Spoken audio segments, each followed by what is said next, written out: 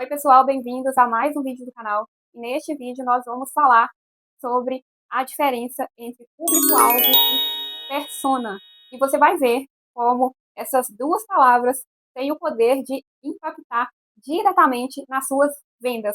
Se você não sabe a diferença entre público-alvo e persona e nunca definiu o público-alvo e a persona da sua empresa, muito provavelmente você fica perdido na sua produção de conteúdo, você não conhece as dores e os desejos dos seus potenciais clientes e não consegue se conectar com eles e, consequentemente, você também não consegue criar uma comunidade em torno da sua marca.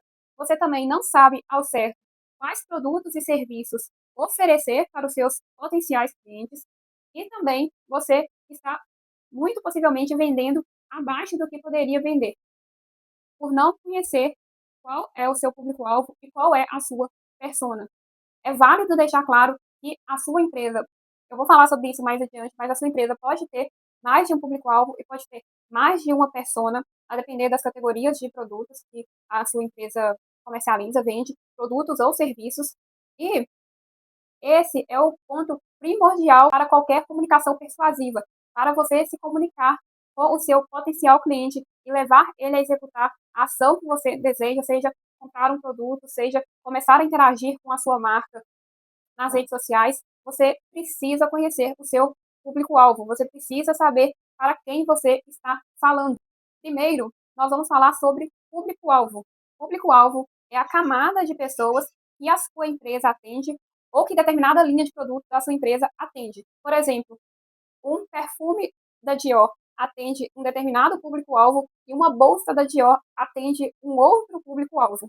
E você vai detalhar esse público-alvo por idade, gênero, localização, renda e interesses pessoais.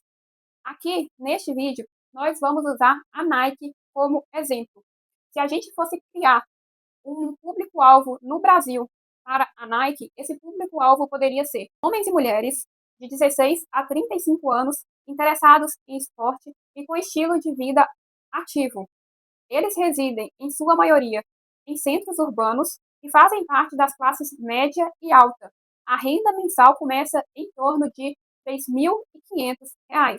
Você percebe que nesse público-alvo a gente está falando a idade, no caso de 16 a 35 anos, a gente está falando sobre gênero, homens e mulheres, a gente fala sobre a localização, que em sua maioria reside em centros urbanos, a gente fala sobre renda, que a renda mensal começa em torno de R$ 3.500, e a gente fala sobre interesses pessoais, interesse em esporte e estilo de vida ativo.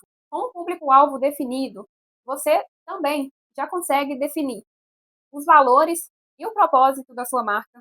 Você vai conseguir especificar quais valores a sua marca possui.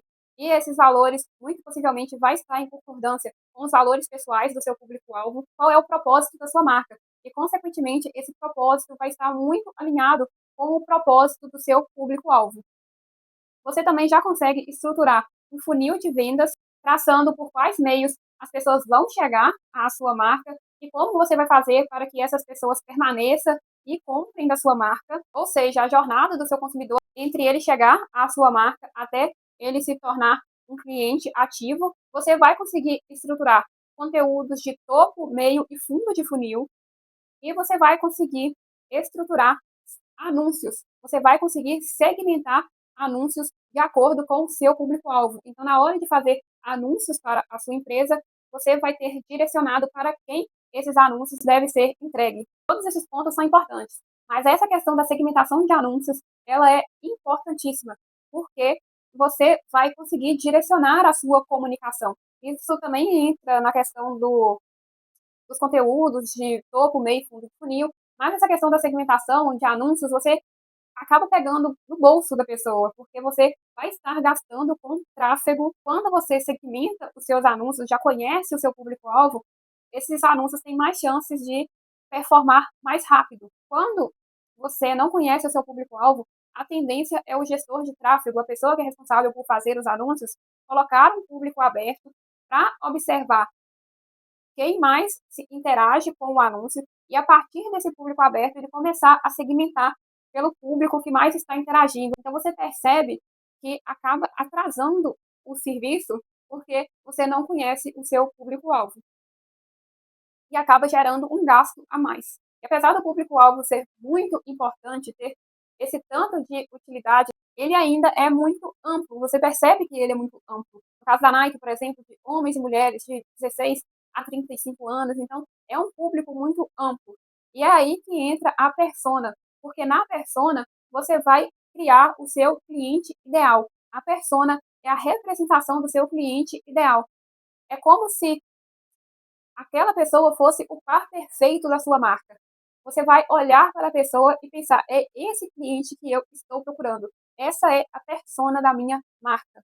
E você pode criar a persona tanto para a sua marca, de modo geral, quanto para produtos, para categorias de produtos. Da mesma forma que acontece no público-alvo, acontece na persona. E a persona, ela possui nome, idade, história, medos, desejos, frustrações, aspirações. Continuando com o exemplo da Nike, se a gente for criar uma persona da Nike aqui no Brasil, essa persona poderia ser Renato, 25 anos, mora em São Paulo e trabalha na área de marketing.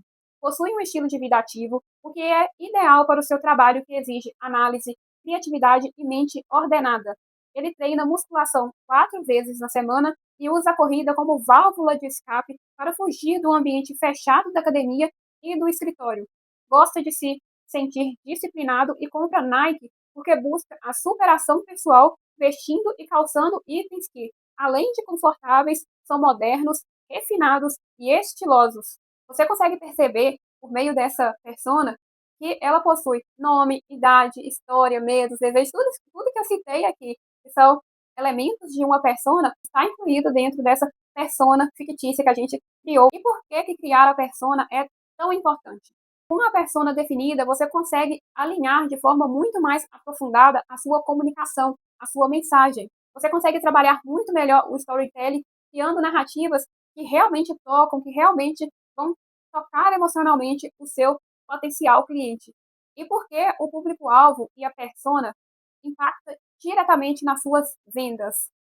Um pouco do que eu vou citar aqui, eu já até falei anteriormente, mas o primeiro motivo é porque você consegue segmentar o seu público. O segundo motivo é porque você consegue criar mensagens mais direcionadas, além de trabalhar narrativas. Você consegue definir elementos importantes do branding, da comunicação, da gestão da sua marca, como valores, propósito e o tom de voz da sua marca, se você vai conversar de uma forma formal ou de uma forma informal, quais figuras de linguagem vão estar presentes dentro da sua comunicação e porque você consegue se comunicar de uma maneira muito mais emocional antes de tocar o seu potencial cliente, o seu público-alvo de forma técnica, você precisa tocá-lo de forma emocional. A definição de persona vai te ajudar nesse ponto. E aqui eu separei para vocês 10 erros comuns no mercado quando a gente fala sobre persona e público-alvo. O primeiro erro é acreditar que só é possível ter uma persona e um público-alvo. Você pode criar várias personas e vários públicos-alvo que se alinham com os produtos da sua esteira. Por exemplo, um produto porta de entrada pode não ter a mesma persona de um produto high ticket, pode não ter o mesmo público-alvo. E aqui eu coloquei aquele exemplo que eu falei lá no início da Dior, que um perfume da Dior eu posso ter, mas eu ainda não posso ter uma bolsa da Dior. Então eu sou um cliente, uma possível cliente de um perfume da Dior, mas eu não sou uma possível cliente de uma bolsa da Dior, que possui um preço muito mais alto. Espero que um dia eu seja cliente da bolsa também. O segundo erro é acreditar que o seu público-alvo vai ter de 18 a 60 anos e que possui uma persona super ampla. A persona, como você pode ver aqui, a persona ela é muito específica e o público-alvo ele não é tão amplo assim não. Quando você coloca o seu público-alvo de 18 a 60 anos, você está realmente mostrando que a sua empresa não tem um público-alvo definido, que o seu público-alvo está em aberto e que você precisa descobrir qual é. E quando eu falo sobre uma persona muito ampla, eu coloquei aqui um exemplo de um empreendedor que pode falar: minha persona é todo mundo que deseja mudar de vida. Mas mudar de vida de qual maneira?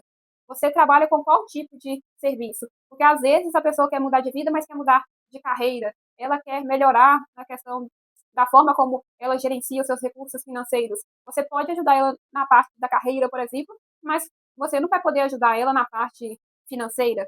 E o terceiro erro é desejar falar com todo mundo, que é o caso aqui desse público-alvo super aberto de 18 a 60 anos.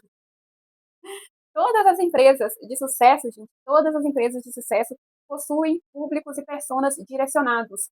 Isso sem exceção, não existe aquela que fez muito sucesso, que deixou o público-alvo em aberto e a persona também em aberto.